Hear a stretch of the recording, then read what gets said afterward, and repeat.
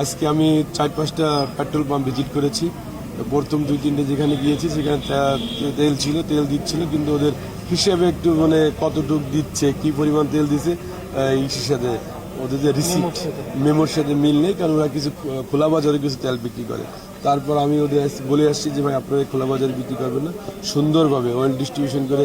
কৃষকদের অনেক চাহিদা আছে, কৃষকদের তেল দেবেন, গাড়ি যারা চালায় তাদের তেল দিবেন, কিন্তু খোলা বাজারে তেমন করে তেল দিবেন না। তাই ওদের আমি প্রথমবার সতর্ক করে দিয়ে এসেছি যে আপনারা সুন্দরভাবে তেল বিক্রি করেন, যাতে সাধারণ মানুষ ভোগান্তির শিকার না হয়, আর্টিফিশিয়াল যেন কোনো ক্রাইসিস সৃষ্টি না হয়।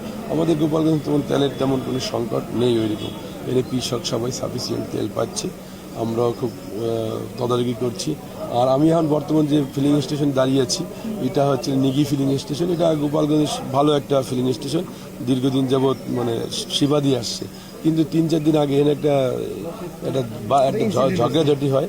ঝগড়াঝাটি প্রশাসনের লোকজন এসে এদিন নাকি এই যমুনা পেট্রোলিয়াম সে ডিপোতে নাকি তেল না দেওয়ার জন্য বলেছে। তাই আমি যমুনা পেট্রোলিয়ামের এমডির সাথে কথা বলছি, ওনাদের যে খুলনা ডিভিশনের প্রধান তার সাথে কথা বলছি, ডিসির সাথে কথা বলছি, সব কিছু ঠিকঠাক। ইনশাল্লাহ আগামীকাল থেকে এই ডিপোতেও এই ফিলিং স্টেশনে তেল দেবে, তাতে আমাদের কোনো সমস্যা হবে না।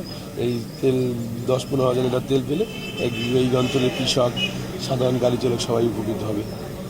ও ফুয়েল কার্ড, এটা আমাদের প্রশাসনের সাথে আমি কথা বলছি। আজকে আমাদের আইন শৃঙ্খলা মিটিং ছিল, এবং আগামীতে আমাদের এই তেলগুলো সুন্দরভাবে কীভাবে ডিস্ট্রিবিউশন করা যায় প্রশাসনের কথা বলে, ফুয়েল কার্ড হোক যেভাবে হোক সুন্দরভাবে যে তেল অ্যাপস, অনেক জেলায় অ্যাপস করছে, আমরা যদি প্রশাসনের কথা বলি যে অ্যাপসের মাধ্যমে যদি দিতে পারি আমরা সুন্দরভাবে তেল ডিস্ট্রিবিউশন, সে ব্যবস্থা আমরা গ্রহণ করব।